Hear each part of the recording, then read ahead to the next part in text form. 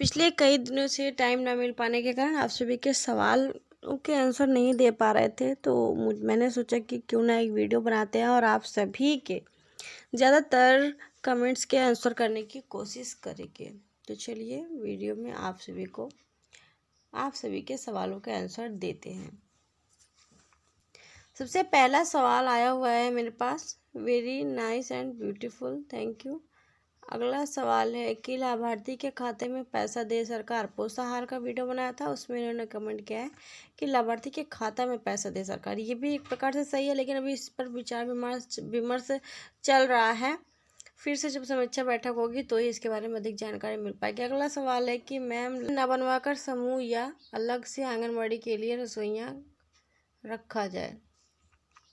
जी हाँ, अब जो भी फैसला होगा वो सरकार करेगी। है मैं मुख्य सेविका हूँ, निर्यात करते करते थक गई और ऊपर से झूठी शिकायत, आधार मोबाइल नंबर बदल कर करते हैं गांव वाले। पोषाहार की वीडियो में इन्होंने कमेंट किया है कि बंद हो जाना चाहिए। एक प्रकार से ठीक ही है, पके हुए राशन नहीं होने चाहिए। और आंगनबाड़ी के लिए एक सिरदर्द बन गया था यह राशन, पिछला वाला पोषाहार आना चाहिए। समूह को हटाना चाहिए इस विभाग में, सब ज़्यादा चोरी समूह करता, लाभार्थी कम प्राप्त करते, पका हुआ पोषाहार नहीं होना चाहिए। और जो बनाएगा डेली महिलाएं नहीं आएंगी सेंटर पर, वो भी तो खराब जाएगा। जी हाँ, बिल्कुल सही कहा आपने एक प्रकार से, लेकिन आपने जो यहाँ पर एक बात ये कही है कि समूह चोरी करता है, ये सरासर गलत बात आपने कही है। कहीं पर भी अभी तक ये प्रूफ नहीं आया है कि समूह चोरी करता है, तो बिना सबूत के आप किसी को ऐसा नहीं बोल सकती हैं। आंगनबाड़ियों का प्रूफ जरूर आया है, लोगों ने देखा है, हंगामा भी किया है, कार्रवाई भी चल रही है। और इसी के साथ साथ आंगनबाड़ियों को निरस्त भी किया गया था अभी पिछले दिनों, 15 आंगनबाड़ियों को, वीडियो तक को भी निलंबित यहाँ पर किया गया है, CDPO को भी निलंबित किया गया है। ठीक है, तो समूह का तो बस उठान का काम होता है, वो वहाँ से सिग्नेचर करके आती हैं जितना उठान होता है, और रिसीव उतना ही कराती हैं जितना उठान उन्होंने किया है। तो चोरी कहाँ से उन्होंने कर ली, पता नहीं क्या ही कहा जाए। ऐसे लोगों को जो खुद भ्रष्टाचार फैलाते हैं, उन्हीं को ऐसा लगता है कि दुनिया पूरी भ्रष्टाचारी हो गई है, लेकिन ऐसा नहीं होता है। ठीक है, अगला सवाल है, यही राशन NGO के पास जाएगा, सीधा पैसा शासन के पास पहुँचेगा। पहला किस्त जमा नहीं हुआ है आपका, मतलब पहला किस्त नहीं आया ना, तो पहले आप ये जानकारी लीजिए जहाँ से आपने आवेदन किया होगा कि आपका फॉर्म पहुँचा कहाँ पर है। हो सकता है आपका फॉर्म ही रिजेक्ट कर दिया गया हो, तो आपको पहली किस्त कैसे आएगा। अगर आपके गांव में सभी की किस्त आ गई है तो आपकी क्यों नहीं आई।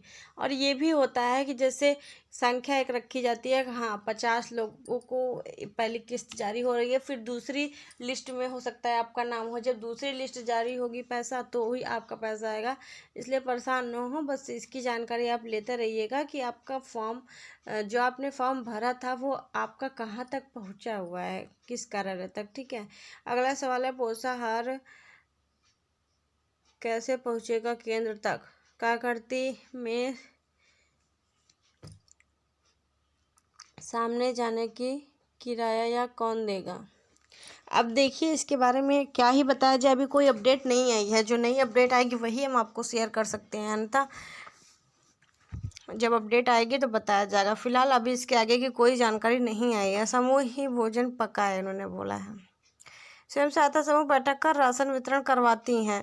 वो कहते हैं कि हमें सरकार ऑर्डर दिया है, बैठकर बनवाने के लिए राशन मैं बैठकर बांटूंगी। और वह बताते भी हैं कि हम लोग आंगनबाड़ी बनने के लिए एक सिर दर्द बना रहता है, समूह है तो राशन बटेगा, नहीं आएंगे तो राशन नहीं बटेगा। बहन जी राम राम, इन्होंने बोला है।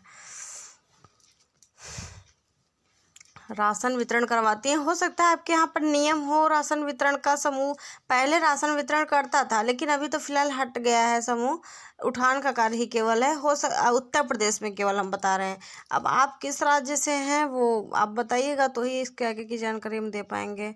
और अगला सवाल है कि जहांगीर चंपा BO और आवास नहीं मिला है, इन्होंने बोला है। आवास आपने आवेदन किया होगा तो मिलेगा ज़रूर आपने, और हो सकता है दूसरी किस्त में आपका पैसा आए या कुछ ऐसा हो सकता है ना। या मतलब मेरे कहने का है, लिस्ट देखिए, जिस लिस्ट में आपका नाम होगा उसी हिसाब से आपका पैसा आएगा। लेट से आवेदन किया है तो लेट से पैसा आएगा, जल्दी आवेदन किया है तो जल्दी आ जाएगा। अगला सवाल है, थैंक्स सिर्फ सहायता राशि सरकार देती है, सरकार मकान नहीं बनता इतने में। सर हमारे यहाँ भी बहुत विरासत हो रहा है। जी हाँ, आवास देखिए अभी क्या है ना कि ये जो चकबंदी वगैरह होती है वो सब हो रही है, और इसी वजह से दिक्कत हो रही है थोड़ी सी। इन पैसे से मकान होता है, मिस्त्री को कितना लगता है, कितना भी महंगाई कितनी हो गई है, इसमें मकान होता है क्या? सरकार को इतना बताओ।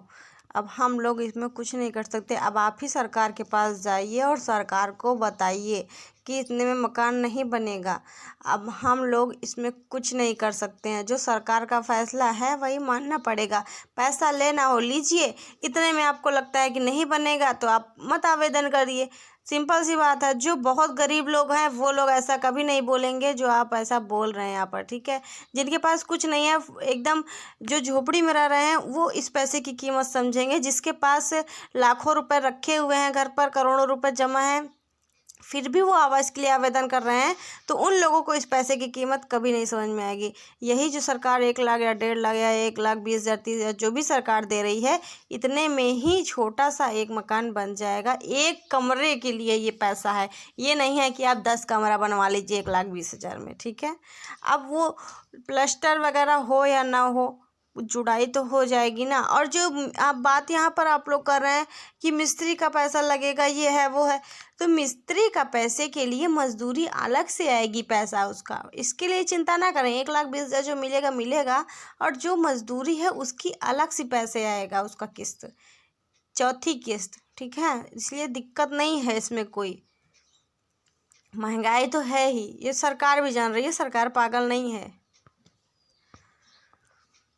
बाकी कुछ लोगों को क्या ही कहा जाए, क्या ही जवाब दिया जाए, इसलिए कमेंट्स का वीडियो भी इच्छा नहीं करती है बनाने की। ऐसे ऐसे लोग हैं, क्या ही बताया जाए। इन्होंने बोला है हाँ चल रहा है, 15,000 आए हैं, वो उसमें से क्या करें। तो आएंगे पैसे, आगे की भी किस्त आएगी, इसलिए परेशान ना हो। आज के समय में 400-500 मजदूरी चल रही है। जी हाँ, बिहार के जिले प्रधानमंत्री आवास योजना, जमीन पर सच्चाई कुछ नहीं है, सिर्फ अधिकारी,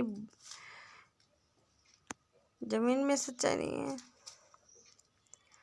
क्या आपको आवास नहीं मिल रहा है वहाँ पर? क्या दिक्कत है, क्या नहीं दिक्कत है, ये तो बताइए।